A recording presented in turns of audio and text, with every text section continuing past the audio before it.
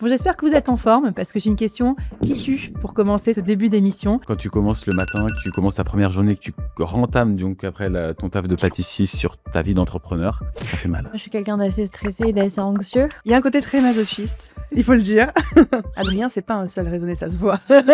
Désolé, je t'attaque, hein, mais... Moi, quand j'ai commencé, je pensais vraiment que la souffrance, c'était obligatoire. Et j'ai l'impression que c'est presque pas trop autorisé de dire que t'as le droit de kiffer et en même temps de gagner de l'argent. Moi, c'est un gros problème chez moi. Franchement, le mec qui lance une vraie roue de hamster pour entrepreneurs, je l'achète. Est-ce qu'on est des enfants terribles parce qu'on donne plus de nouvelles à nos abonnés qu'à nos mamans? C'est ça, la mienne, elle s'est inscrite sur Instagram juste pour pouvoir suivre. Voilà. Quand je travaille à Paris, donc chez moi, en une semaine, je fais le travail que je faisais en un mois quand je voyageais. Enfin, moi, le concept qui m'aide beaucoup, c'est le concept de la tartine de merde dont je parle assez souvent. Est-ce que vous êtes prêt à arrêter un projet rentable parce qu'il vous épuise ? Alors on nous bassine avec le no pain, no gain, on nous vend du rêve sur Instagram, le digital nomade qui poste ses stories depuis sa villa à Bali, alors qu'en réalité, nous en tant qu'entrepreneurs, on enchaîne plutôt les nuits sans sommeil et les crises d'angoisse. Qui ment ? Les influenceurs qui prétendent gagner des millions en buvant des cocktails ou les entrepreneurs qui dorment soi-disant 4 heures par nuit en prétendant bosser 24 heures sur 24 et 7 jours sur 7. Aujourd'hui, on va tout disséquer, tout analyser, tout déballer, sans filtre et sans bullshit, avec 3 solopreneurs à 6 chiffres. Est-ce qu'on peut vraiment entreprendre sans souffrance ? Est-ce que le lifestyle business est un mythe ou une réalité possible pour nous les entrepreneurs ? Est-ce qu'on peut vraiment faire un business à la cool tout en cartonnant ? Alors attachez vos ceintures parce que ce nouvel épisode de Solo Nation, il risque de secouer pas mal de certitudes. Bienvenue dans votre émission Solo Nation, l'émission qui décrypte la vie des solopreneurs qui réussissent sans filtre.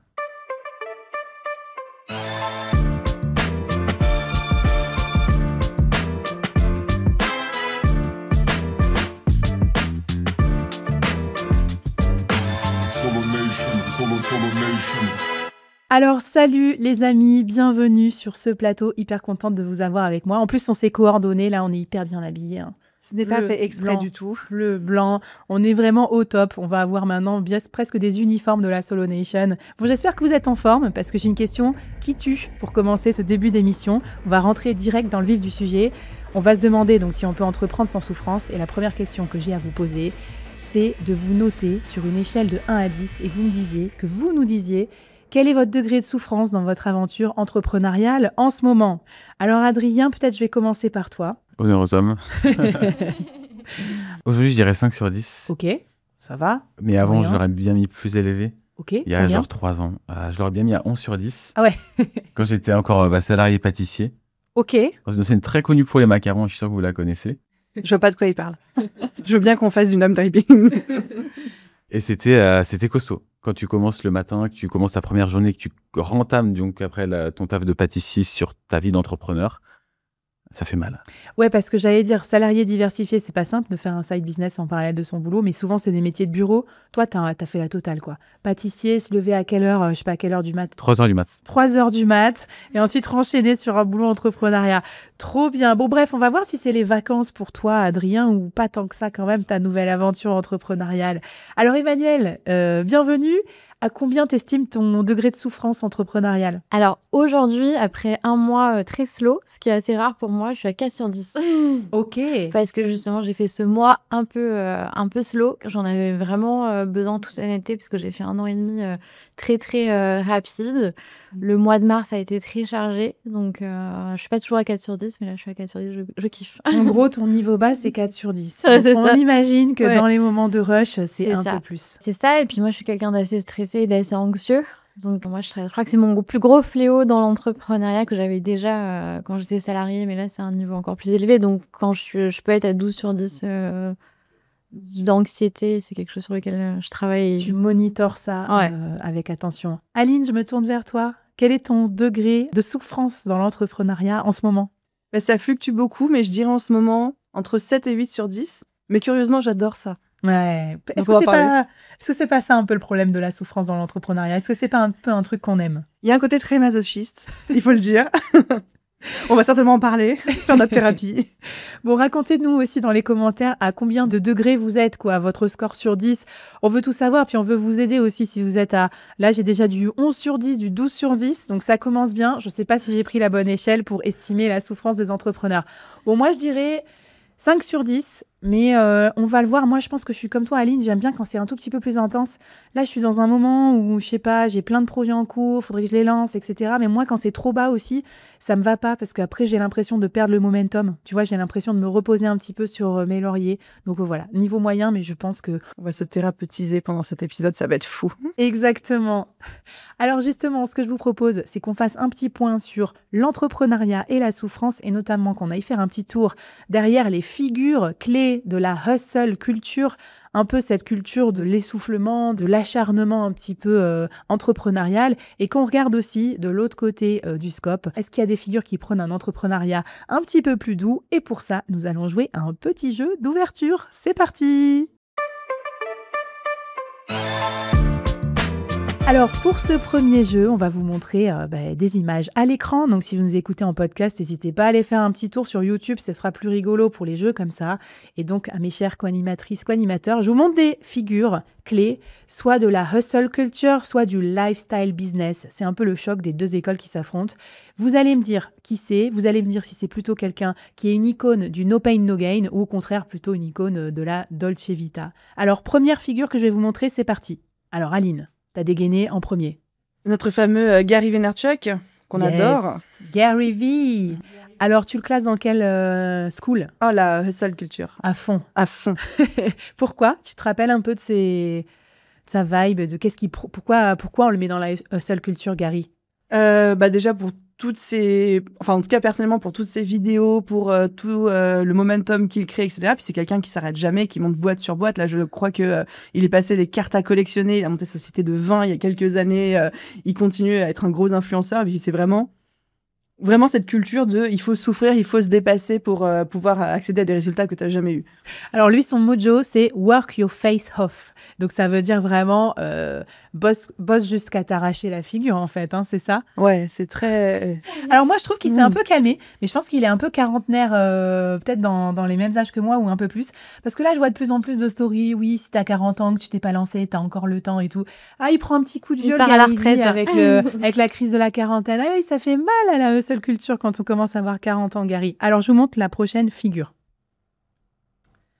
Alors, est-ce que vous le reconnaissez? J'ai mis un bonnet parce qu'il est quand même très connu pour un peu masquer sa célébrité. Il a écrit un livre très connu, qu'on pourrait d'ailleurs classer soit dans l'une, soit dans l'autre des écoles.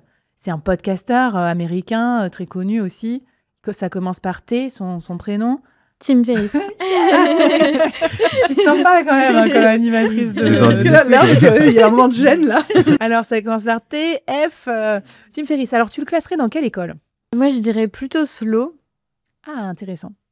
Je trouve que c'est plutôt quelqu'un qui a emmené cette notion de pourquoi on s'épuise et pourquoi on n'essaye pas de faire plus efficace. Exactement. Et en fait, Tim Ferriss, donc l'auteur de la semaine de 4 heures, certes, il prône d'un côté la hustle culture, donc tout automatisé, tout externalisé, etc., mais pour retrouver l'usage de sa vie, devenir champion de tango, voyager, écrire des livres, etc. Donc effectivement, il est à peu près au milieu de l'échiquier, genre redoutable d'efficacité, mais pour un but qui n'est pas de forcément scaler toujours plus, mais récupérer du temps.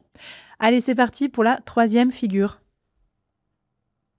Donc nous avons un couple à l'image. Alors, Aline... Je te laisse finir, pardon, mais parce que je suis trop fan, c'est pour ça. Vas-y.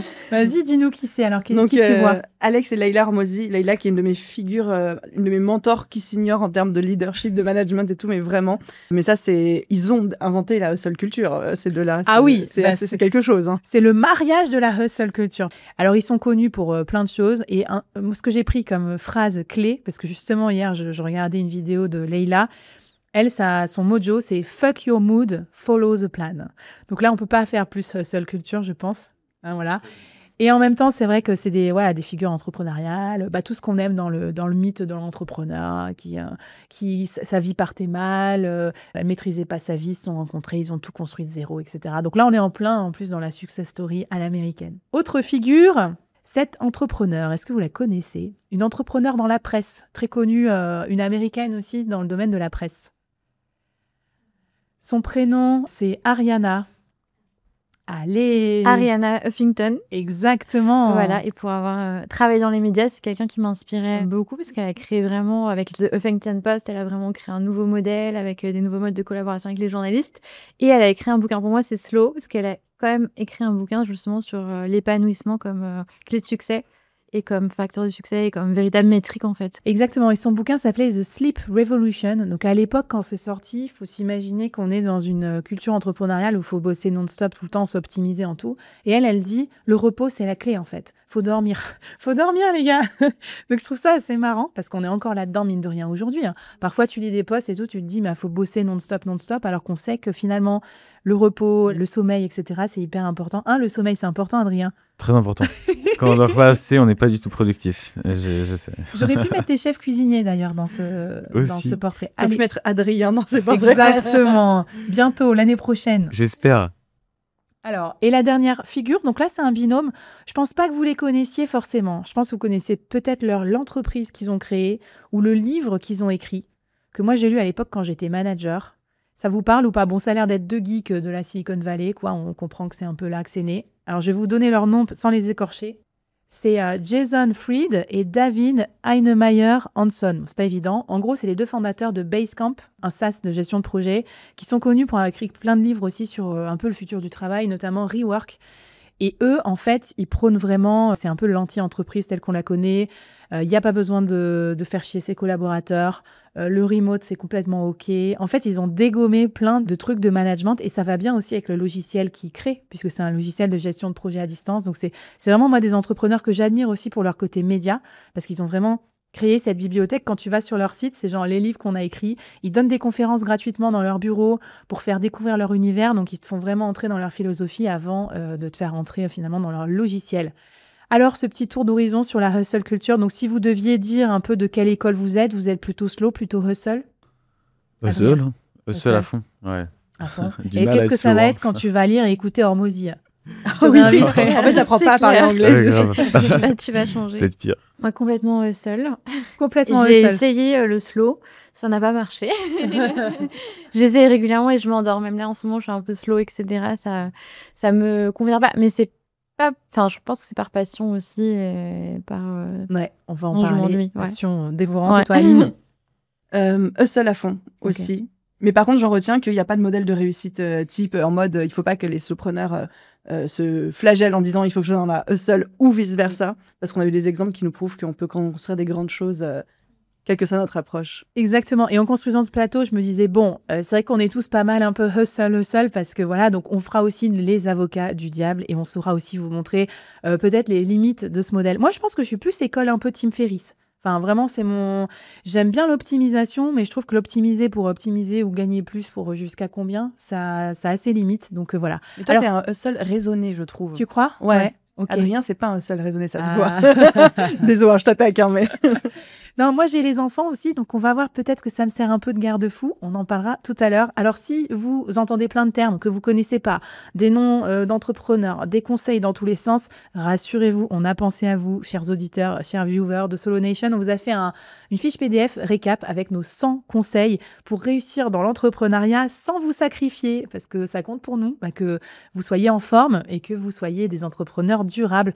Donc vous pouvez flasher ce code, vous pouvez aller sur leboard.fr/solonation et avec nos 4 cerveaux, on a résumé tout ce qu'on s'est dit et tout ce qu'on a préparé dans cet épisode pour vous donner 100 conseils.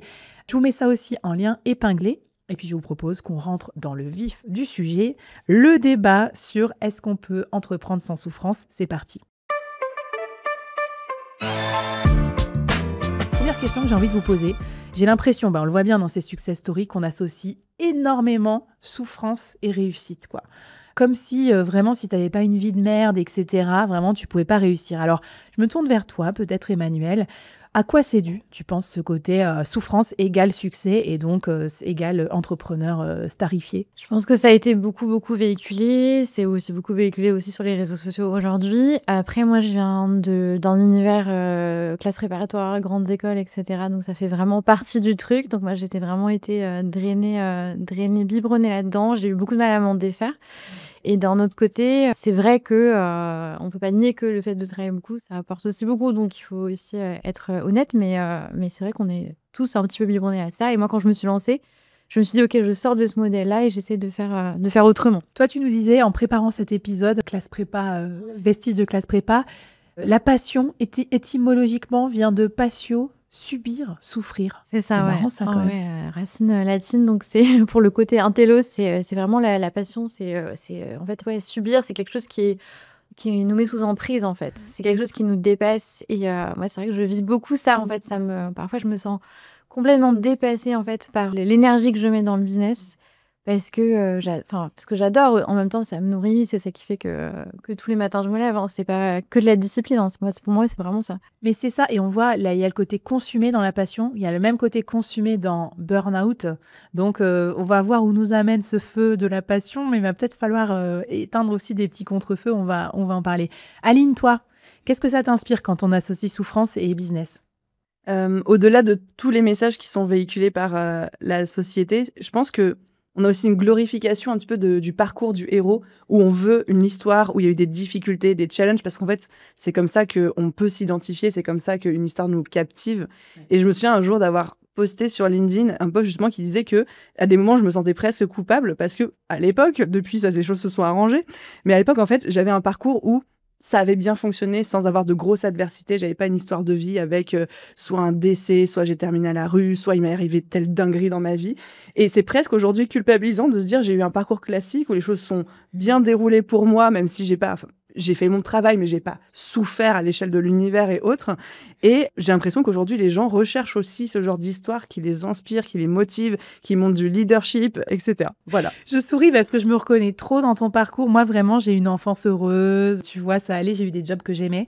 Et moi, il y a même un côté en plus où, en gros, tous mes jobs, je les ai kiffés. J'ai un petit côté kiffeur, j'ai un petit côté hédoniste où dans le travail, je me suis toujours fait plaisir, mais ça a coïncidé, hein, j'ai gagné de l'argent en même temps, et j'ai l'impression que c'est presque pas trop autorisé de dire que tu as le droit de kiffer et en même temps de gagner de l'argent, tu vois. Il y a ce petit côté... Faudrait avoir une grande histoire de faudrait parcours, en rajouter sur la souffrance, ouais. Pour dire « Oh là là, qu'est-ce que j'ai souffert pour créer mon podcast ?» Bah oui, j'ai souffert, oui, j'ai grindé pendant 5 ans à sortir un épisode par jour, mais c'est aussi du plaisir, en fait. Je pense que c'est pour ça que j'ai tenu, donc... Voilà, si vous nous écoutez sur le côté souffrance et plaisir, vous avez le droit aussi, je pense, de l'assumer.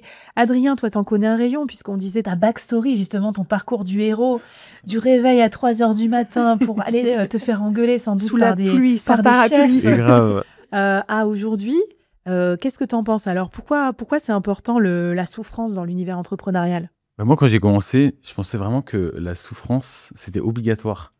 Parce que justement, on voit vraiment sur les réseaux plein de choses et justement, on associe beaucoup le parcours, vraiment, comme tu l'as dit, du héros, où il faut vraiment avoir une histoire pour réussir.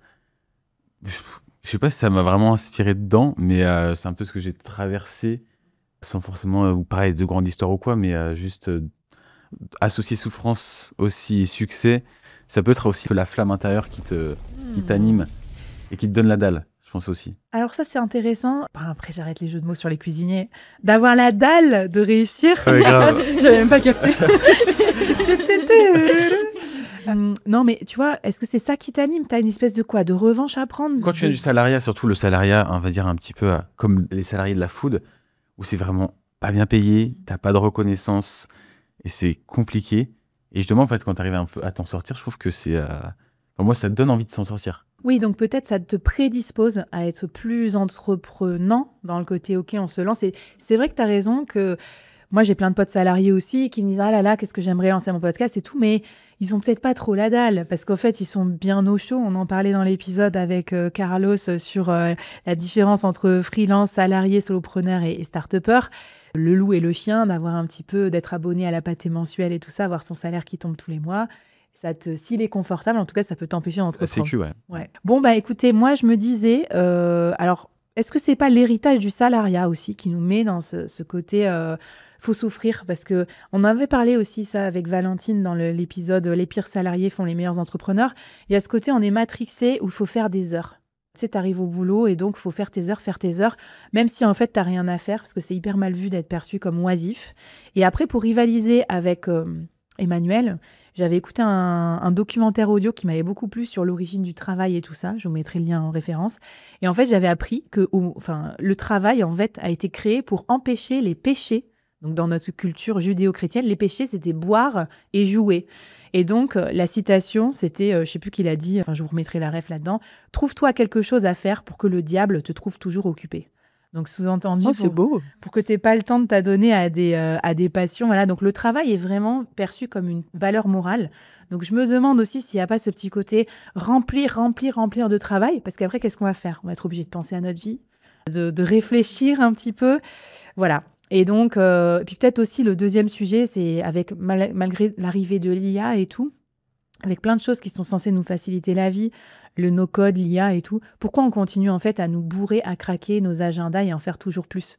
Tu vois, la réflexion que je me faisais, on a fait un épisode sur l'IA aussi, c'était moi, tout le temps que je récupère en faisant un agent IA, enfin, je le réinvestis immédiatement, quoi. J'ai même pas l'impression de me dire « Ah cool, j'ai gagné une demi-journée parce que j'ai automatisé tel truc dans mon podcast, quoi. » Je suis repartie comme en 40, je rebourre mon agenda. Ok, racontez-nous en commentaire si vous aussi, vous avez des croyances sur le travail. Est-ce que vous pensez qu'il faut vraiment en chier pour réussir? Peut-être que ça vient un peu de nos parents ou de notre éducation, tout ça aussi, je sais pas. De la société. Ouais, de la société, on l'a vu. Et puis moi, ce que je vous propose, c'est qu'on se pose la question de est-ce qu'il y a des bonnes souffrances dans l'entrepreneuriat?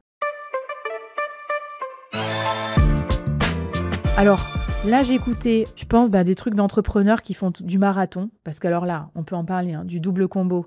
Pourquoi beaucoup d'entrepreneurs font des marathons? Moi, ça m'a vraiment fait réfléchir en préparant cette émission. C'est vrai. Tout le monde court un marathon. Ouais. Trail. En gros, comme s'il fallait Ironman. double couche ou triple couche. Aerox. Ironman. Aerox. Ouais. Exactement. Oh, le Aerox, c'est un Toujours truc à plus. Et du coup, dans le sport, il y a vraiment la notion de, quand tu fais du sport, aimer la souffrance, aimer le sport, aimer l'exercice. Et un peu, on te dit, quand tu commences à aimer la souffrance, c'est que c'est bon, quoi. Et dans l'entrepreneuriat, on te dit ça aussi. Qu'est-ce que t'en penses, Emmanuel? Alors moi, mon histoire, c'est que je me suis lancée dans l'entrepreneuriat grâce à un marathon. C'est-à-dire qu'en 2019, j'ai fait le marathon de Paris et j'étais trop fière, j'étais trop contente, c'était mon premier marathon. Et en fait, je m'étais fait un plan que je suivais toutes les semaines, etc. Et je me suis dit, c'est incroyable parce que je me suis fait un plan, voilà, et je l'ai suivi et ça a marché. Et j'avais pas l'impression que dans l'entreprise normale, en fait, pour moi qui suis quelqu'un à la base de plutôt discret, etc., qui va plutôt travailler sans rien dire, j'avais cette reconnaissance-là. J'ai eu un déclic et je me suis lancée quelques mois plus tard en me disant je vais me faire un plan. Peut-être que je vais me faire coacher, former, je vais voir comment faire et je vais créer mon propre parcours, mes propres règles. Et effectivement, c'était pas facile, mais j'ai éprouvé énormément de plaisir et j'ai fédéré aussi beaucoup de gens autour de moi à ce moment-là.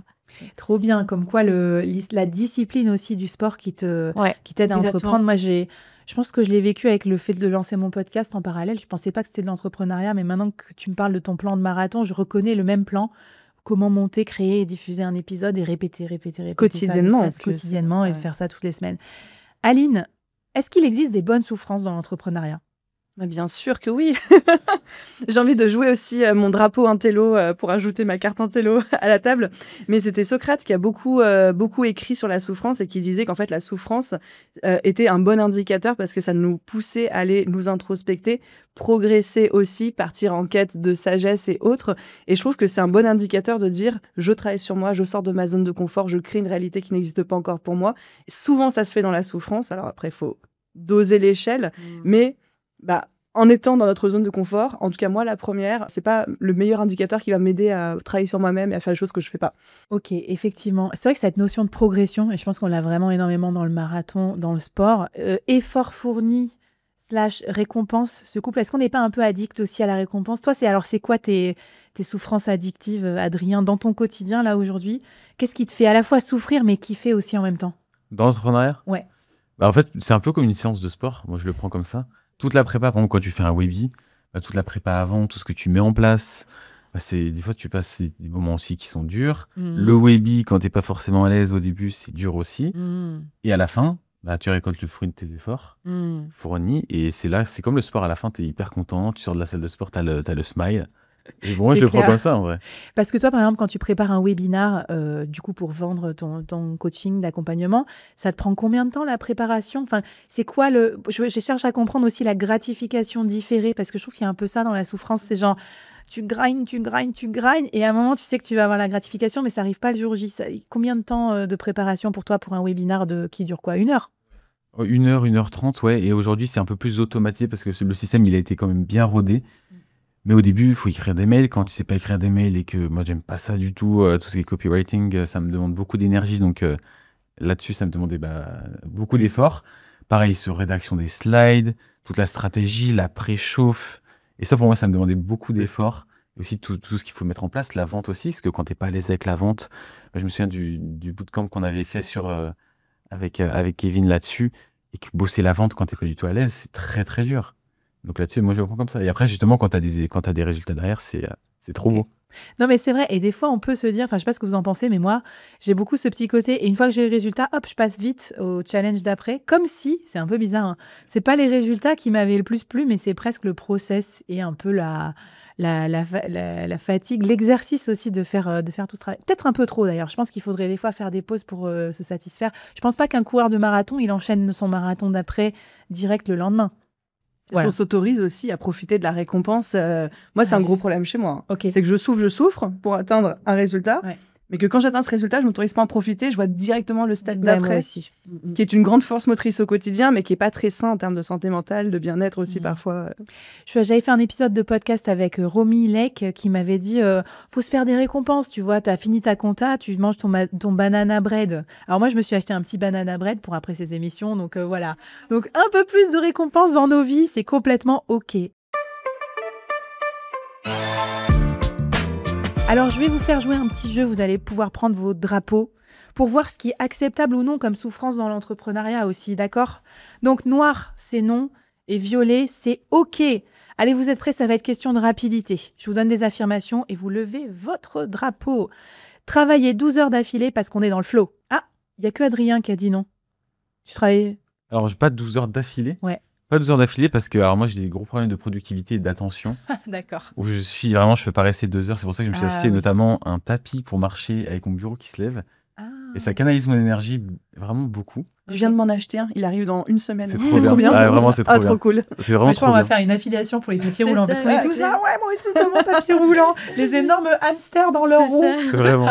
C'est terrible. Starter pack entrepreneur. Franchement, le mec qui lance une vraie roue de hamster pour entrepreneur, je l'achète. Ça serait trop rigolo. Je sais pas si je trouve ça terrifiant ou génial. J'hésite. Ouais, donc tu disais un peu trouble de l'attention et tout. C'est vrai qu'il y a plein d'entrepreneurs aussi qui souffrent de ça. Donc il faut trouver des mécanismes pour rester concentré dans le flow. Alors que nous, les filles, on a levé comme d'un seul homme nos drapeaux. On est limite, on pourrait jamais. Enfin, on peut pas ne pas s'arrêter quand on est dans le flow. Hein. Ah, de ouf. Ouais, et puis t'as envie d'aller jusqu'au bout du truc. Trop agréable. Mais moi, je trouve qu'il y a un petit côté momentum où je me dis des fois, là, je suis dedans. Ah, mais c'est jouissif. Les idées arrivent. Je n'ai pas envie de m'arrêter. Donc, OK. Alors, deuxième affirmation. Ne plus avoir de vie sociale pendant un lancement. elle négocie avec elle-même, Flavie. Ouais, je vais être honnête. Oui, c'est sûr. Toi, t'as mis non, mais ça dépend ce que tu entends par vie sociale. Mais c'est vrai que moi, si je me coupe totalement, je fais une dépression et j'angoisse. Donc, j'ai besoin de justement sortir un petit peu. Mais c'est sûr, je vais pas aller en boîte de nuit, quoi. Mais je vois des amis. C'est super bien. C'est les mécanismes aussi pour justement résister à toi. Ça va être l'angoisse. Donc, tu as besoin des autres pour te rassurer. Moi, j'hésitais entre social. C'est qu'en gros, j'ai quand même une forme de sociabilité. J'ai les enfants, mon couple et tout. Tu vois, ça peut pas partir parce que tu vas pas dire à tes enfants, vas-y, dégage, là, pendant 7 jours, je prépare mon webinar, tu vois. Donc, tu as une forme quand même, justement, de retour au terre-à-terre qui fait que tu te dis, bon, ça te déconcentre, certes, mais au moins, ça te détend un petit peu sur ça. Mais j'irai pas forcément faire un week-end entre potes, en fait, pendant 3 jours. En plein milieu d'un lancement, parce que là, je vais être complètement déconcentrée, ça va pas me faire vivre l'instant. Se lever à 5 heures tous les matins. Ah, on a moite-moite. Donc, Emmanuel et moi, visiblement, on est plutôt team grasse mat. Aline, tu n'es pas pâtissière pourtant. Mais en fait, ça m'a fait rire ta question parce que justement, cette semaine, je me suis fixé le challenge, je me levais à 5 heures tous les matins pour travailler 2 heures sur mon leadership avant d'entamer ma journée de travail parce que c'est mon objectif du moment. Donc, j'ai entendu ta question, je fais ah ouais, mais totalement OK, quoi. Ah, j'adore. Oh là là, mais quelle détermination. Alors ça, moi, s'il y a bien un truc que j'arrive pas à faire, c'est me lever tôt pour travailler plus tôt. Mais après, je me couche plus tard aussi. Donc, il y a ça aussi, oui. Ouais. Toi, Adrien, tu as gardé cette team du matin. Ce côté early, comment on dit ? Non, miracle morning. Ouais, moi j'aime beaucoup. Même après, la première chose que je fais, c'est que je vais à la salle de sport. Ah, mais voilà, OK. Moi, tu fais la chose qui te demande le plus d'énergie le matin. Et après, tu es bien efficace. Donc ça, c'est pas mal. C'est la team moite-moite. On souffre pour un truc, mais après, on pense quand même à aller faire son sport parce qu'il y a plein de gens aussi qui ne prennent pas du tout le temps de faire du sport en entrepreneuriat. Alors, se réveiller la nuit avec une insomnie parce qu'on a une idée business. Ah, carton plein. Bon, on l'a tous fait. Vous vous réveillez ou vous la notez dans votre iPhone puis vous essayez de vous rendormir? Non, moi, j'ai toujours l'espoir de m'en souvenir. Est-ce que ça fonctionne? C'est ça, donc non. Moi, combien d'idées de sas révolutionnaires j'ai eu dans mon sommeil que j'ai perdu après au réveil. Ah, mais quand tu Je te les note réveilles, maintenant. et que tu relis tes notes, après elles sont plus si géniales que Oui, ça c'est des fois aussi. C'est clair. Alors, ne plus avoir de temps pour appeler sa maman. C'est ok? Non, c'est pas ok, mais ça m'est arrivé il y a pas longtemps. Mais ça m'est arrivé en gros la semaine dernière. Et moi, le truc, c'est comme je suis podcasteuse, quand vraiment je suis fatiguée, je commence à être aphone. J'adore ma maman, on s'appelle tout le temps. Elle écoute mes podcasts aussi. Et une fois, elle m'a dit, comme tu me manquais, j'ai écouté ton podcast. Non. Oh, c'est chou. Ma mère, elle me dit la même chose. Et à chaque fois, ça me rend triste. Je me dis, oh non, on en est réduit à ça. Ça, Voilà. la mienne, elle s'est inscrite sur Instagram juste pour pouvoir suivre. Preuve d'amour. Est-ce qu'on est nos des enfants parents. terribles? Parce qu'on donne plus de nouvelles à nos abonnés qu'à nos mamans. Mais c'est hyper important, bien sûr, de garder des liens avec sa famille. Et moi, je voulais dire en disclaimer que je passe beaucoup de temps avec eux aussi. Tu vois, je pars en vacances, en tracances avec eux et tout. Donc, c'est aussi ce business-là que je me suis créé qui me permet de plus faire C'est ça. ce que j'allais Par dire. contre, du coup, c'est plus intense. J'ai peut-être parfois un peu moins le temps de l'appeler en semaine. Faire du sport tous les jours pour équilibrer son mental. Alors, on a des mi-figue, mi-raisin, là, Adrien. Aline, Bah, en fait, j'aimerais dire, ouais, genre trop bien, mais je le fais pas. Donc, ok, c'est plutôt t'aimerais pour le ça. faire. Ok. J'aimerais. Qu'est-ce qui t'empêche alors? Parce qu'on voit que t'es la meuf d'éther qui se lève 2 heures plus tôt pour travailler Ah. sur son leadership. Je Excuse-moi pour la déteste le question sport. psy, hein, mais Non, mais je déteste le sport, en fait. C'est juste Ok. ça. ok. Donc tu t'en as pas besoin, tu sens pas que t'en aies besoin justement pour te servir de balance mentale aussi, parce qu'on parlait dans le côté souffrance, il y a aussi ce petit côté anti-burnout que le sport souvent ça fait dormir, ça, je sais pas, c'est les endorphines, ça déstresse. Tu Non, ressens mais je pas me suis ça? acheté du coup un tapis de marche. Allez. Et pour quand même faire plaisir un peu à mon corps. Voilà. On va voir ce que ça donne. J'ai peur. Alors, est-ce que vous êtes prêt à arrêter un projet rentable parce qu'il vous épuise? Ah, bah voilà, personne n'est prêt à faire ça. Voilà, je pense qu'on a un point Rentabilité. de travail, donc qu'est-ce qu'on pense? On se prend une petite séance de psy groupée? Pourquoi, Emmanuel? Bah, moi, je l'ai fait, hein, parce que c'est vrai que quand je faisais du consulting pour des grosses boîtes en stratégie social média, j'ai gagné très très bien ma vie. J'ai gagné même mieux ma vie qu'aujourd'hui, parce que maintenant j'ai des employés, etc. Mais c'est vrai que ça m'épuisait parfois de travailler avec des personnes qui n'étaient pas totalement dans mon énergie ou qui étaient stressées alors que moi je suis stressée. Enfin voilà, c'était pas un business dans lequel j'étais alignée. Ok, bon, tu t'as réussi à le faire quand même. Mais ça, c'est très difficile aussi de couper, je trouve. On met tellement d'efforts et d'énergie à créer un business model, à avoir de l'attraction pour un truc qui, après, sur le papier, est bien. En tout cas, et on nous dit, ah ben c'est bien, tu fais 6 chiffres, tu fais 7 chiffres, que je pense que ça doit être très, très dur de se dire, en fait, je suis pas heureux dans ce modèle, ça me fait chier. Ou alors, j'ai scalé, on a beaucoup cette conversation entre solopreneurs, j'ai scalé et ma vie de maintenant, avec mes closers, mes machins, mes trucs, me plaît moins que ma vie d'avant. Il y a quand même eu des solopreneurs qui font machine arrière et qui acceptent. Beaucoup plus. Beaucoup, Voilà. beaucoup, ouais. Donc, c'est complètement OK. Vous avez le droit de vous déposséder de ce qui a fait votre succès avant, puis de revenir en arrière aussi. Allez, dernière affirmation. Souffrance acceptable ou non. Bouffer 40 compléments alimentaires chaque matin pour être un entrepreneur au taquet. Moi, j'ai mis le double parce qu'avant de rencontrer Aline, je prenais pas de compléments alimentaires. Et elle m'a montré son espèce de mixture. Ça a l'air trop bien, donc j'ai goûté. Et maintenant, effet placebo dans ma tête, j'ai l'impression que Ça marche arrive vraiment à une entrepreneur incroyable. Moi, je suis très pro micronutrition avec des compléments, des choses comme ça. Et effectivement, je t'ai fait découvrir. On peut citer des marques dans ce Oh podcast. bah oui, je sais pas, si vous voulez nous sponsoriser, allez-y. Hein. Bah, en plus, j'ai pas de code affilié, j'ai rien. J'ai découvert Youle, donc c'est une espèce de poudre qui, soi-disant, a tous les bienfaits des 5 fruits et légumes par jour. Plus, il y a des adaptogènes, il y a des champignons, des choses comme ça. Et c'est censé non seulement augmenter ton niveau d'énergie sur la journée, mais surtout le lisser. Et moi, j'ai quasiment remplacé mon café avec ça tous les matins. Je vois un vrai effet. Alors, on se questionnait sur est-ce que c'est placebo parce qu'on veut y croire ou réel, j'en sais rien. Mais en tout cas, ça fonctionne. Moi, le problème, c'est que j'ai pas arrêté le café, donc moi, ça continue à me Ah, faire. le café. Voilà. Des champignons, c'est pas des champignons hallucinogènes. On préfère Bien sûr prévenir que aussi si. nos auditeurs Bien sûr que si. auditrices. Non, je rigole.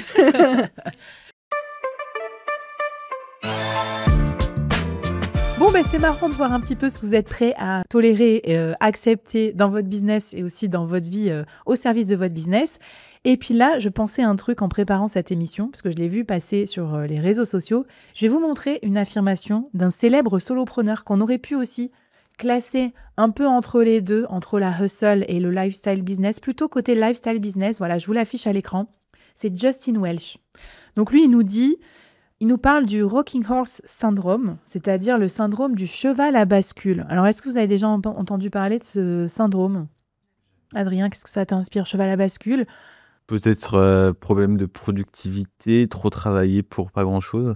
Ah, exactement. En gros, on compare un cheval qui galope et un cheval à bascule posé sur son socle. Ah, qui brasse de l'air, ouais. Et en fait, exactement, il dit les entrepreneurs, vous êtes complètement obnubilés, vous êtes en train de travailler toute la journée, mais vous faites quoi ? Vous faites votre logo, vous êtes en train de lire des livres business, vous écoutez des podcasts, et puis vous testez 1 milliard d'outils technologiques nouveaux, un peu syndrome de l'objet brillant, au lieu de faire des choses qui génèrent du revenu. Alors, je vais mettre un peu les pieds dans le plat.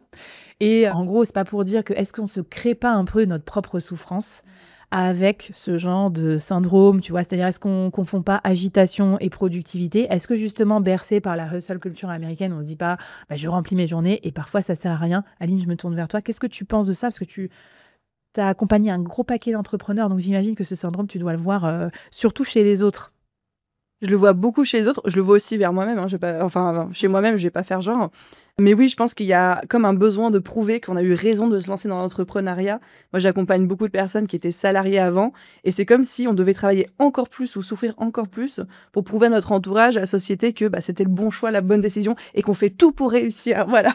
Donc, et je vois beaucoup de personnes qui brassent de la poussière, soit pour ça, parce qu'il y a des croyances, soit sinon, c'est aussi beaucoup parce qu'il y a de la procrastination sur « j'aime pas me vendre, j'aime pas prospecter » ou « j'aime pas me montrer ». Donc, j'ai passé des heures à faire des logos, à refaire 10 fois mon site, à tester plein de nouveaux outils, à m'inscrire à toutes les conférences en ligne possibles et imaginables, parce que c'est la procrastination active, en fait.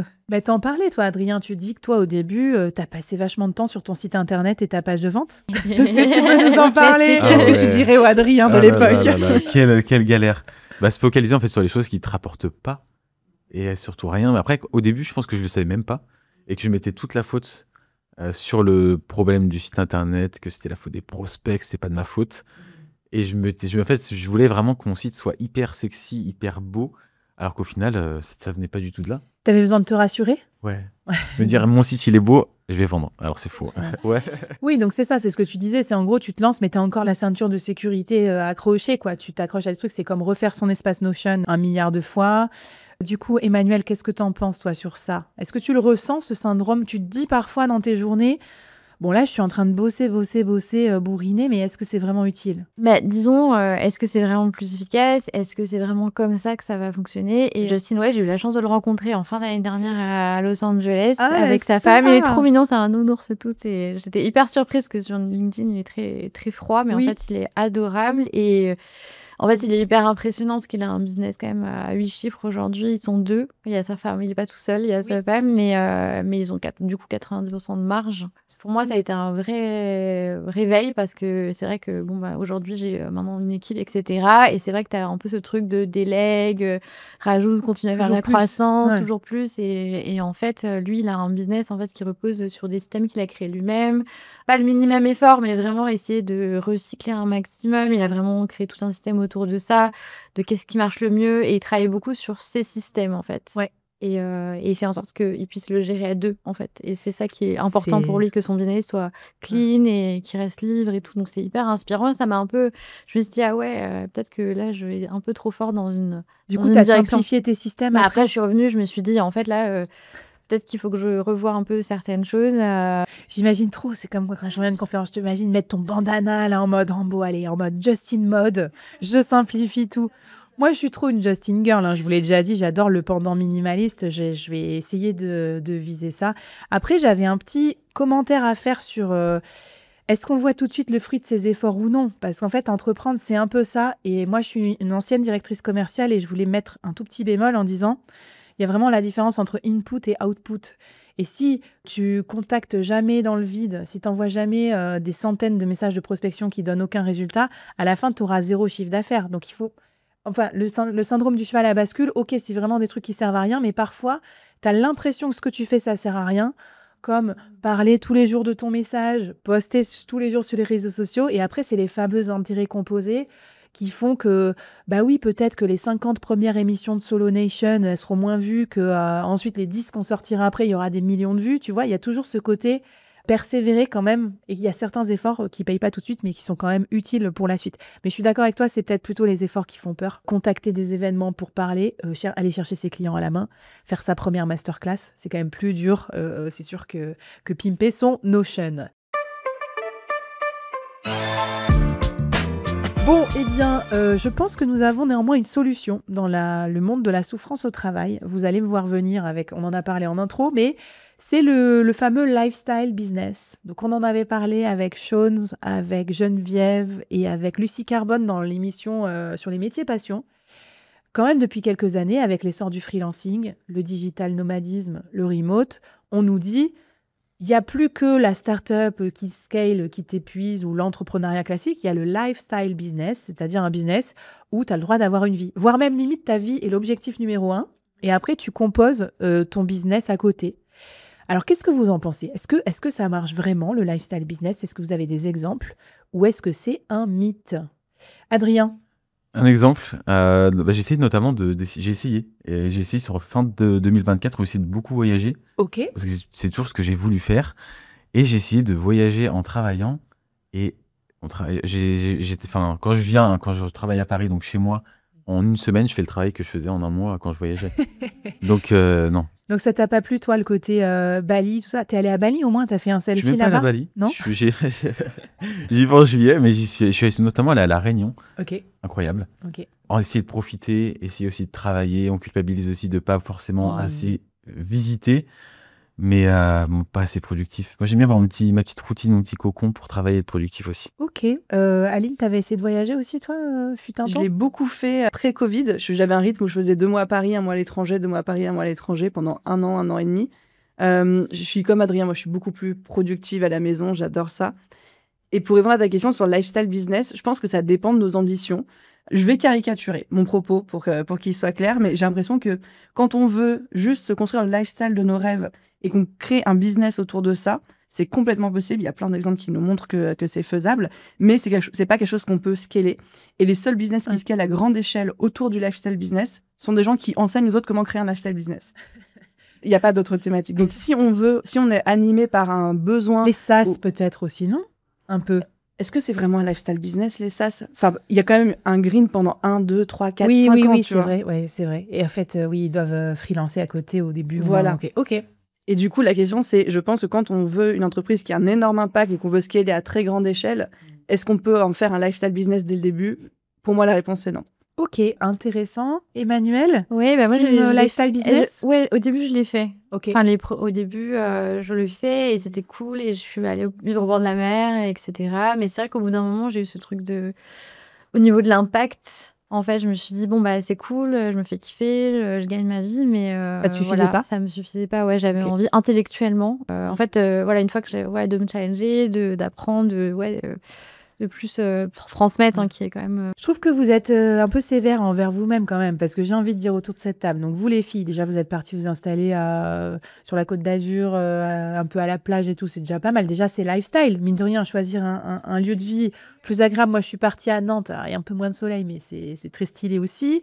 Adrien, t'es quand même passé le fameux métier de la vraie vie, tu sais ce qu'on nous reproche sur LinkedIn, où toi tu vas dire oui, un TJM de 600 €, c'est pas assez. Il y a quelqu'un qui va te dire non, mais la caissière, elle gagne 1 200 €, t'exagères.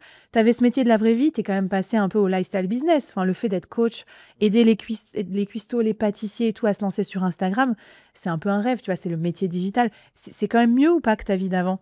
C'est mieux, c'est même 10 fois, 100 fois mieux. Et c'est pour ça que je prône quand aujourd'hui. même. Ah non. En fait, c'était tellement la souffrance. Enfin, je pense que le degré de souffrance quand t'es salarié et mal payé, même si en fait c'est un métier passion, mais quand il n'y a rien qui va autour, tu veux Ça pas. tue la passion, en fait. La passion te tue, effectivement, ouais. Et aujourd'hui, du coup, quand tu as connu ce degré de souffrance-là, aujourd'hui, c'est du plaisir.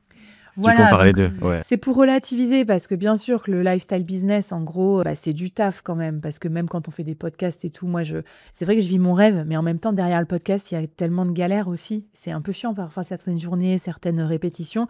Mais c'est quand même pas mal, je trouve, par rapport à la vie d'un salarié qui peut pas trop décider. Par exemple, qui peut pas poser ses vacances quand il veut, ce genre de choses. J'aime bien relativiser aussi un petit peu. Alors, et puis pour vous raconter, moi, mon lifestyle business à moi, alors attention, c'est pas Bali, c'est pas La Réunion. Mais je suis partie, par exemple, en vélo trip. Je vais vous mettre des photos. C'est vraiment extrêmement peu photogénique, le vélo trip, à cause du casque à vélo tout moche et tout. Et tu vois, je suis contente de moi parce que j'ai vraiment fait évoluer mon business pour ça. J'ai pu décider la veille pour le lendemain parce que j'ai attendu de regarder la météo pour voir si c'était clément pour partir. Et je suis partie 3 jours en vélo trip.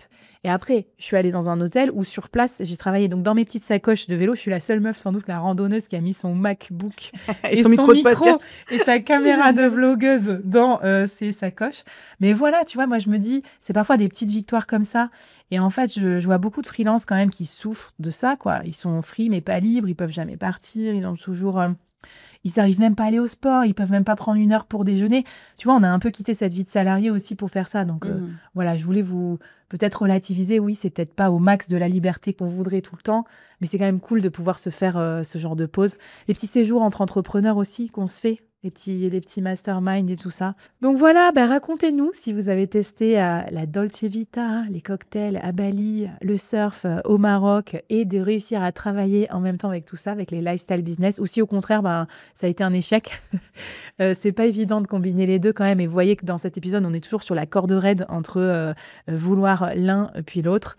Et puis, ce que je vous propose, c'est que pour clôturer ce débat, on va chercher des pistes maintenant pour changer de modèle, pour rendre la souffrance plus un peu la contenir, la rendre plus acceptable. Et on va jouer un petit jeu pour ça. C'est parti! Alors, vous comprenez bien que nous sommes écartelés entre la souffrance d'un côté qui des fois nous déplaît, mais qu'on adore aussi, et en même temps cette aspiration à aller vers un business toujours plus lifestyle, pouvoir profiter de la vie, pouvoir profiter de notre lieu de vie, de nos amis, de nos chéris, tout ça. Eh bien, ce que je vous propose, c'est qu'on tous ensemble, on y travaille avec ce petit jeu de clôture finale. Donc, vous allez prendre vos drapeaux. Vous allez avoir le drapeau jaune, d'accord, et puis le drapeau noir, pas d'accord. Je vais vous donner des thématiques sur la souffrance au travail et dans l'entrepreneuriat. Et surtout, à chaque fois, on va faire un petit tour de table très rapide où chacun va donner un conseil ultra pratique sur comment il ou elle fait pour gérer ce côté souffrance dans l'entrepreneuriat et avoir une meilleure vie d'entrepreneur. C'est bon? Vous êtes à fond, les ballons, c'est parti. Eh bien, on commence. Alors, est-ce que vous trouvez que c'est possible de ne pas souffrir au travail? Alors, vous trouvez que c'est impossible de ne pas souffrir, tous les trois?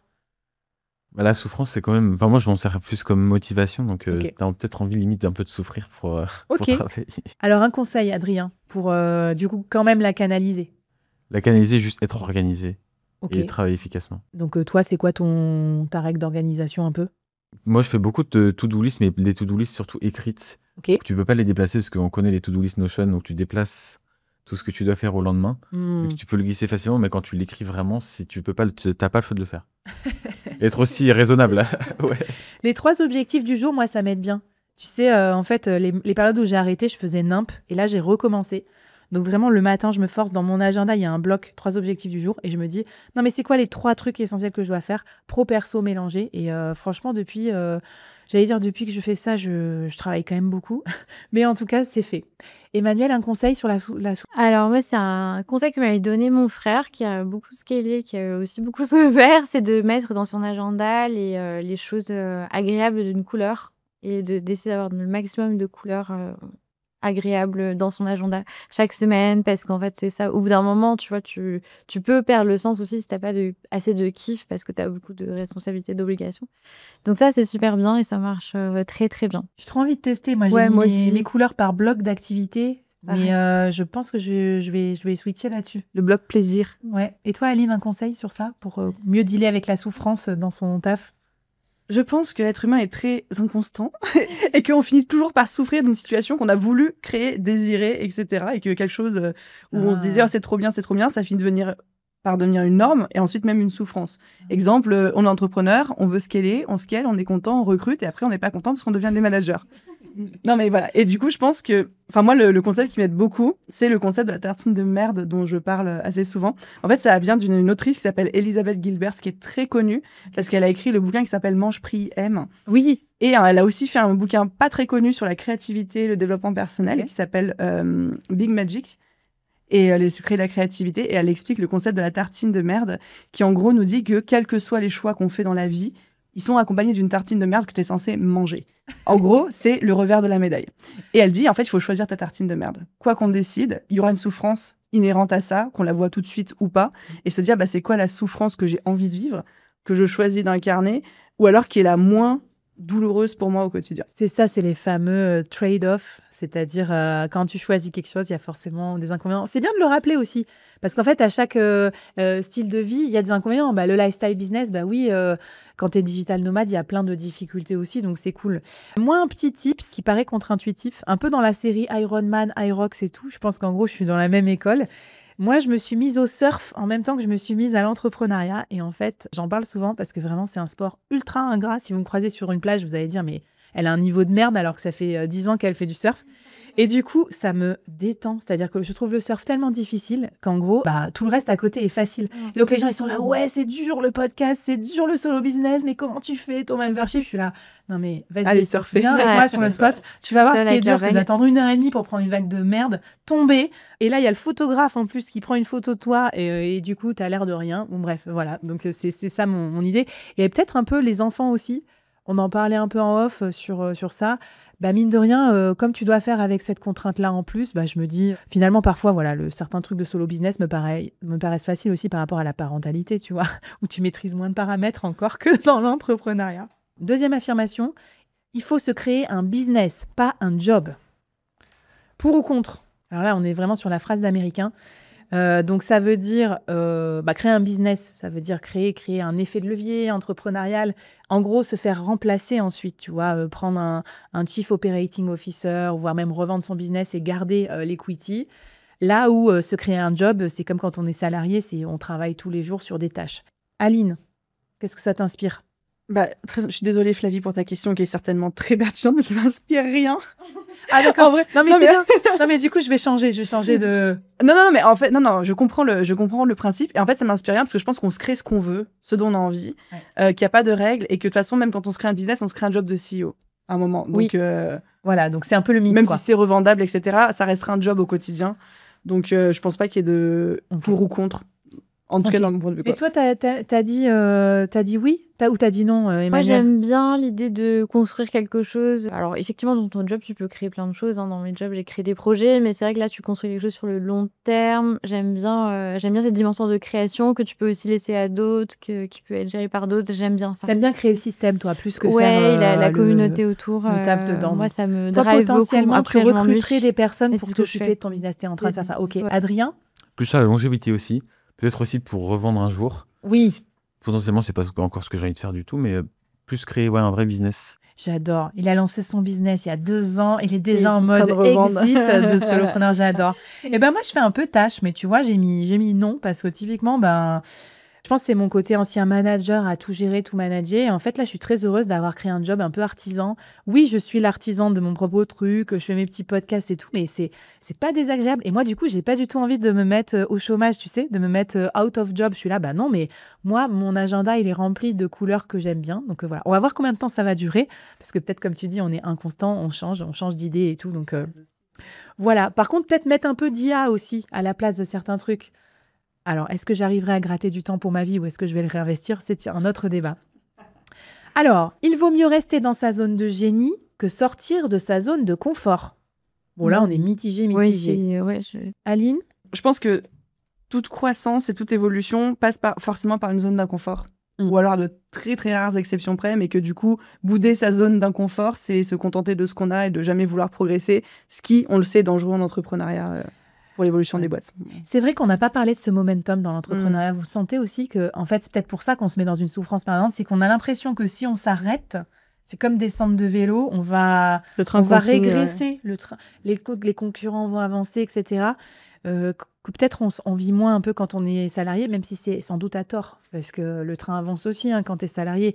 Zone de génie, zone de confort, d'inconfort, Emmanuel? Après, moi, j'étais beaucoup dans ma zone de confort ces 2 dernières années. Là, j'essaie de retrouver un peu plus de fluidité et je vois que ça fonctionne. Mais c'est vrai que, en fait, le problème de la zone d'inconfort, c'est que c'est aussi douloureux, on en a parlé, etc. Donc, j'essaie de faire attention aussi avec ça. Et je me rends compte aussi que tout ce que j'ai fait qui a marché était des choses issues de ma zone de génie, qu'il y a des choses vraiment... Je reste incompétente même après m'être formée. Même après t'être forcée, c'est toujours pas mon truc. Et c'est des vrais freins, mais après, j'essaie aussi de... Adrien, toi là-dessus, t'es à fond zone d'inconfort. Zone d'inconfort, moi je le prends un peu comme si tu gagnes des points à chaque fois que tu sors de ta zone de confort.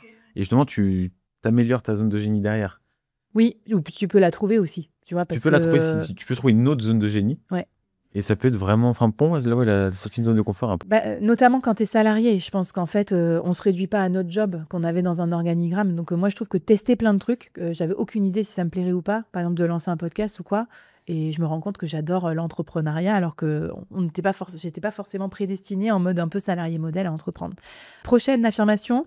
Être plus slow, c'est forcément avoir moins d'ambition. Alors, ça soulève des drapeaux noirs, mais ça regarde un peu ses pieds.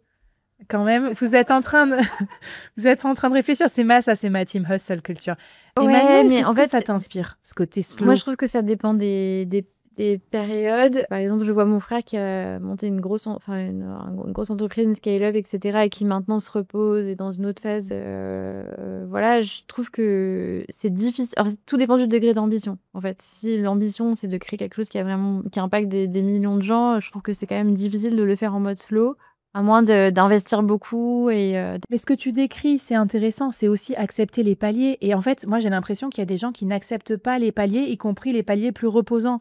Ils sont toujours en train de courir. C'est comme si, tu vois, ils couraient tout le temps en sprint pendant le marathon. Alors que là, ton frère, tu décris un dispositif, il a mérité de souffler. La vie est ainsi faite aussi que je pense après certains cycles, tu as le droit. Genre, tu as entré tous tes clients, tu souffles un peu, après, tu vas faire le delivery. Tu vois, tu t'enchaînes pas forcément, voilà. Et je pense qu'on s'autorise pas trop ce côté fractionné. Comme s'il fallait courir tout le temps comme un petit poulet sans tête. Aline? J'adore la métaphore du poulet sans tête. Je pense que souvent, le slowpreneuriat, il est assimilé à moins d'ambition ou une petite ambition. Je connais des personnes qui ont une très grande ambition. Par contre, à chaque fois, le discours, c'est OK, mais tu acceptes que ça va prendre plus de temps. Oui. Tu peux avoir une ambition très grande, mais ça va te prendre en 10 ans ce que quelqu'un construit peut-être en 2 ans. Avec une culture beaucoup plus hustle, souffrance. Effectivement, et là, moi, je reconnais presque aussi la différence entre solopreneur ou avec une équipe. Certes, moi, je me fais un peu moins chier avec une équipe et tout, mais c'est vrai que ça prend plus de temps, quoi, parce que lancer un projet solo, ça va peut-être mettre 6 mois, 8 mois, 1 an, là où je pense avec une team, un head of marketing, un head of machin, ton truc, c'est dépoté en 1 mois, c'est lancé. Et souvent, les gens disent, quand tu délègues, t'achètes du temps, presque, plutôt que l'expérience. En gros, peut-être que toi, tu pourrais y arriver. Il y a tous les contenus gratuits sur Internet et tout pour faire. Mais par contre, est-ce que tu as le temps de passer 6 mois à faire des erreurs ou est-ce que tu préfères acheter le temps de quelqu'un qui, lui, est passé par ces mêmes erreurs et va accélérer? Adrien, plus slow, le slow, c'est la mort ou pas de l'ambition? Moi, j'ai du mal à l'appliquer. Donc, c'est pour ça que je ne peux pas vraiment le prôner. Mais toi, t'es encore au tout début, là, t'es à fond. Ouais, donc pour moi, ce sera vraiment plus tard. Après, je vois des personnes, c'est sûr, qui peuvent se le permettre. Ah oui, intéressant aussi ça, parce que... C'est dans ton degré d'avancement. Ça me fait penser à la conversation qu'on avait eue avec Carlos. Bon, forcément, il avait fait des exits dans ses boîtes d'avant en tant que start-upper, donc maintenant il est solopreneur et podcasteur, mais il est avec beaucoup plus de confort que si c'était lancé en poste cuisinier avec son premier job où tu dois forcément hustle aussi. Comment ils disent les Américains? Hustle your way up, c'est-à-dire jusqu'à avoir suffisamment de revenus pour pouvoir vivre ta vie. Allez, dernière question. Déléguer permet de faire baisser la souffrance. Allez, là, on a du mix, mais mélangé. Adrien, non? Moi, non. Pour moi, tu la divises quand même. Ok. Alors, pour toi-même, oui, quand même. Oui. Si on parle pour soi-même, oui, on l'a dit. Enfin, on a quand même moins cette souffrance. Tu la divises et tu l'étales un petit peu, mais pareil, gérer l'humain, moi, c'est ce que j'ai encore du mal à faire. Ouais. Et du coup, la souffrance, je la récupère dans un sens aussi. C'est ça, Aline? Même chose, on délègue une souffrance et on en récupère une autre. Voilà, c'est un Tartine de trade, merde. C'est ça. un échange standard. Emmanuel, toi qui es peut-être celle qui délègue le plus sur Ouais, cette table. après, je pense qu'il y a il y a un côté aussi, je trouve que l'entrepreneuriat, ça peut rendre très solitaire et le fait de bosser en équipe, enfin, moi, je sais que parfois, je suis moins motivée, etc. Mais il y a une fille de l'équipe qui va être hyper motivée et ça va me booster. Donc, moi, j'aime bien ce côté-là. Mais effectivement, ça apporte aussi d'autres difficultés, d'autres complexité, et puis en plus, moi, il y a un travail hyper opérationnel que au bout d'un moment me fatigue, j'ai plus envie de faire. Et puis c'est Voilà, vrai que dans donc au Souffrance, il n'y a final, pas je que préfère. le temps, il y a aussi le mental. Toi, tu parlais d'anxiété, etc. Partager cette peine avec les autres, se profiter aussi de leur énergie. Je pense que c'est très valable. Et les gens, c'est pas juste des abatteurs de to-do list. C'est aussi des humains, ils te rassurent. Et moi, je trouve que, voilà, pour moi, déléguer clairement, ça permet de faire baisser la souffrance. Manager, pas forcément. C'est un autre délire. Et moi, je bosse avec des freelances à qui je délègue plein de choses. Et j'ai ce côté humain, j'ai ce côté, j'ai moins de choses à faire. Donc, je suis hyper contente. Bon, bref, on n'est pas au bout, je pense, de notre thérapie sur la souffrance dans l'entrepreneuriat. Les gars, les filles, je sais pas ce que vous en avez pensé. Dites-nous en commentaire où vous vous situez aussi par rapport à tout ça. Et puis, dites-nous si l'émission vous plaît et si vous avez des questions, parce que dans un instant, on va avoir la rubrique SAV des solos où on va répondre à votre question en live. Mais avant, c'est le moment quand même où passer ce cap de la souffrance qui est quand même à accepter quand on entreprend, eh ben, on a envie de vous faire gagner du reward, de la récompense, gagner de l'argent. C'est la rubrique Qui veut du CA où on vous aide à trouver des idées de business à lancer en solo, en freelance, pour gagner de l'argent en indépendant. C'est parti! Allez, c'est le moment où on va faire gagner de l'argent à la Solo Nation. Donc, j'espère que vous êtes prêts parce que toute cette souffrance et toutes ces années d'expérience servent à quelque chose, c'est-à-dire avoir dans votre radar des potentiels business qui peuvent rapporter gros quand on est indépendant ou en tout cas qui peuvent permettre aussi peut-être aux gens de se lancer sans souffrir. Voilà, c'est la contrainte du jour. Vous devez me donner une idée de business qui ne va pas non plus envoyer les gens direct sur l'autoroute du hustle ou du burn-out. Alors, qui a une idée de business à me proposer ? Et moi, je voulais proposer une idée de faire des dashboards pour des boîtes, d'automatiser en fait les métriques, parce qu'aujourd'hui, on a beaucoup besoin de chiffres. La plupart des temps, les gens n'ont pas envie de faire ça, et donc de créer des petits dashboards qu'après tu peux revendre à tes clients. Voilà, je l'ai fait à un moment donné, j'ai même hésité à faire que ça, parce que ça marchait bien, mais après, il faut aimer les chiffres. C'est si vous aimez les chiffres, si vous aimez les automatisations. Là, c'est ce que j'allais dire, c'est choisissez vos kiffs. Ça, c'est pour les analytiques, la data, tout ça, ils adorent. Moi, j'aime bien aussi les dashboards. Mais je pense que tu as des gens, tu leur dis, fais des dashboards dans ta vie, ça serait une grosse souffrance. Oui, c'est ça. C'est pas fait pour tout le monde, mais je trouve que c'est une bonne idée de business. Voilà. Et c'est vrai que tu as raison, il y a une partie scalable parce que tu te fais des modèles, après tu les revends et les gens sont trop contents comment ça se dit, enfin la valeur que tu apportes en fait par rapport à des gens qui sont pas analytiques est énorme. Moi, je connais une freelance, Anna, je te fais un petit coucou, qui fait ça, qui vend des templates, comment ça s'appelle, Google Analytics, etc. Elle te paramètre tout ton suivi de KPI et après tu l'as dans ton business. Hyper efficace et gagne bien sa vie comme ça, donc c'est top. Aline, une idée de business ? Une idée de business temporaire, parce que je pense que c'est l'idée de l'opportunité des prochains mois, mais après ça va s'éteindre. C'est de créer des GPT personnalisés pour les entrepreneurs qui savent pas ce que c'est, qui n'ont pas le temps, qui ont mal compris. Je pense que c'est hyper simple et facile à créer quand on est habitué, et qu'aujourd'hui tout entrepreneur qui n'a pas son armada de GPT personnalisés par type de tâche perd beaucoup de temps et beaucoup d'opportunités. Exactement. Bon, vous regarderez l'épisode qui va avec Adrien et d'autres. On a fait un épisode spécial sur tous nos agents IA, donc je pense que ça vous plaira. Super idée, et comme ça enlève de la souffrance aussi du côté entrepreneur. Adrien ? Moi, ça va pas non plus être une chose qui est ultra naissante non plus, mais je dirais plus vraiment coach en ligne dans les métiers plus passion. Après, quand moi, c'est un peu particulier parce que du coup, dans le côté salarié, quand tu as un peu plus douillé, pour moi, là, c'est plus du kiff. Donc, moi, je souffre pas non plus vraiment. Ouais. Donc, ça dépend en fait de ce qu'on a connu avant, mais plus coach en ligne peut-être dans les reconversions, qui est pour moi aujourd'hui, il y a beaucoup de personnes qui se reconvertissent, notamment dans les métiers de la food. Et ça fonctionne très bien en plus. Ouais, donc tu as trouvé, toi, c'est génial en fait. Tu profites de ta passion d'avant, mais avec quand même moins de contraintes que dans ton métier d'avant. Exact. Donc, hyper chouette. Et ben moi, pour vous faire rire, j'ai croisé il y a pas longtemps un YouTuber ASMR. Donc, vous voyez ce que c'est l'ASMR? Et en fait, je me suis dit, c'est trop marrant. Et YouTube, c'est vraiment pour moi un univers comme ça où tu peux faire des choses complètement délirantes, complètement passion, si tu as le bon concept.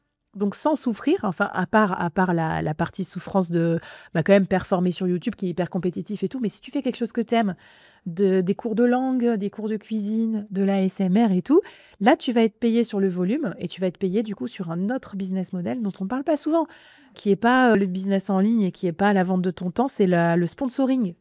Et c'est vrai que c'est sous-coté. Il y a plein de gens, à mon avis, qui ont des super passions. Après, il faut accepter quand même le jeu du média, de la notoriété, à faire connaître sa chaîne. Donc là, il y a la petite partie coulisses là-dessus. Mais bon, voilà. Donc moi, je ne me reconvertis pas dans la SMR, pas tout de suite. Je vais rester un peu sur Solo Nation. Bon, racontez-nous si ces idées vous plaisent, s'il y en a qui font déjà ces métiers ou si vous avez envie de les tester. Et puis surtout, donc vous pouvez dans les commentaires taper SAV avec votre problématique du moment, en freelance, en solopreneur, en indépendant. On vous répond et justement, on a sélectionné une de vos questions en rapport avec le thème de cette émission. C'est parti pour le SAV des solos. Alors c'est parti pour la question du jour du SAV des solos. J'espère que vous êtes prêts. J'ai sélectionné une question pour vous, posée par Pascal Wakim. Salut Pascal, merci beaucoup pour ta question.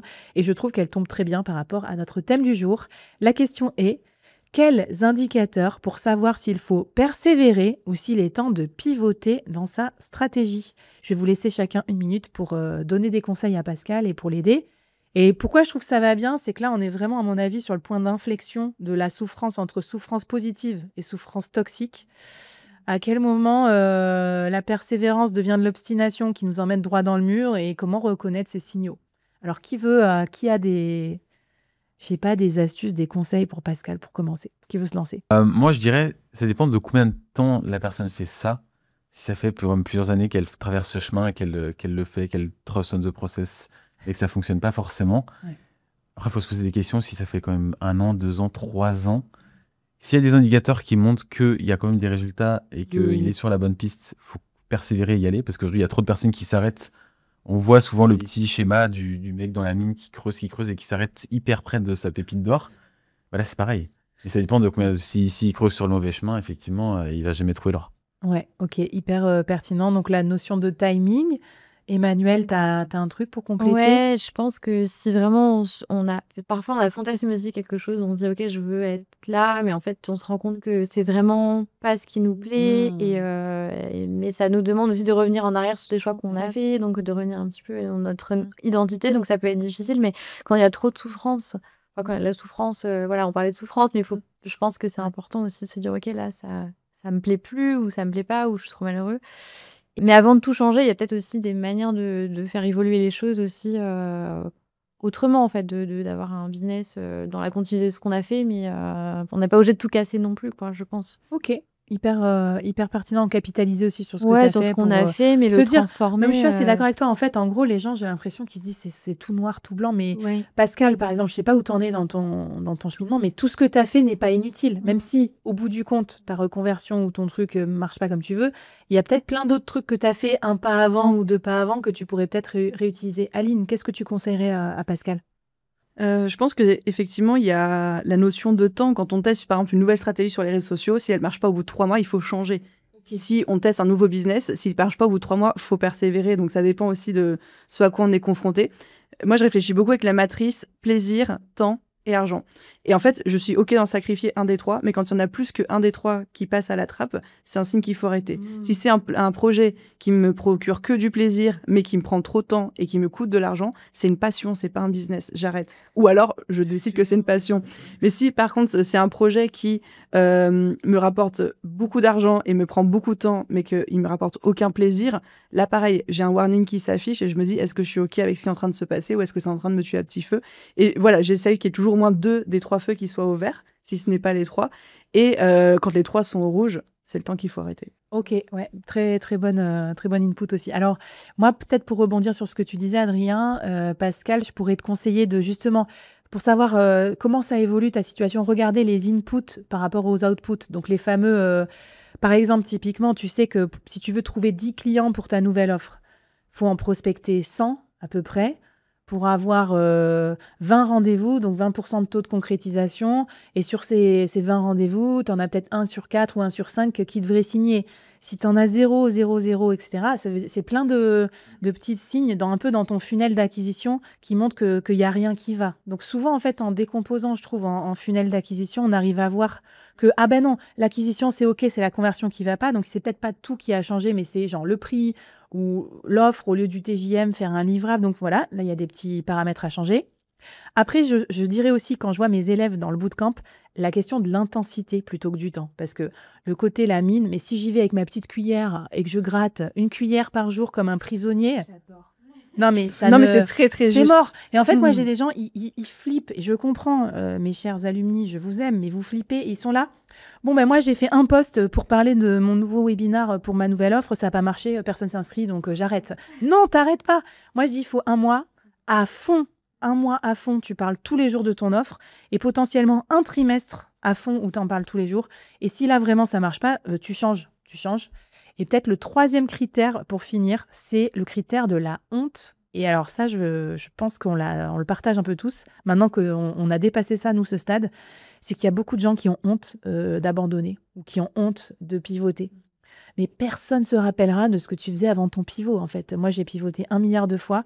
Donc, si tu sens que ça pue, tu as les 3 clients au rouge, là, comme Aline, ça fait trop longtemps que tu creuses, tout de suite, ça dégage, en fait, ton projet, t'en choisis un autre. Donc là, je pense qu'il ne faut pas avoir honte aussi d'être un peu agile. C'est ça le business, en fait. Tu vois, le vent tourne, il y a l'IA qui arrive, il y a un truc, on le voit bien dans les univers. Moi, à un moment, j'étais à fond dans le Web3. Ensuite, il y a eu l'IA. Tous les fonds sont partis dans l'IA. Je me suis dit, c'est peut-être pas le moment de rester à s'acharner sur un marché pourri. Ça, personne n'est là à poursuivre les gens qui ont fait du Web3 en disant, vous vous êtes trompés.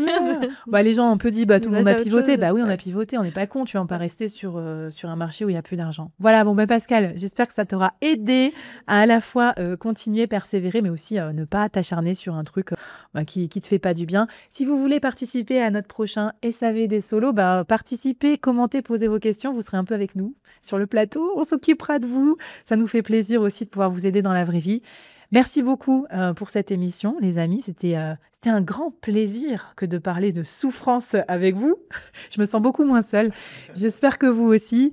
Voilà, si cette émission vous a plu, vous a un peu remué, etc., n'hésitez pas déjà, à binger tous les autres épisodes. J'en ai cité plein qui sont vraiment en rapport avec tous ces dilemmes qu'on a dans le soloprenariat. Bien sûr, abonnez-vous au podcast Le Board ou à la chaîne YouTube Le Board Média. Je ne sais pas comment vous écoutez.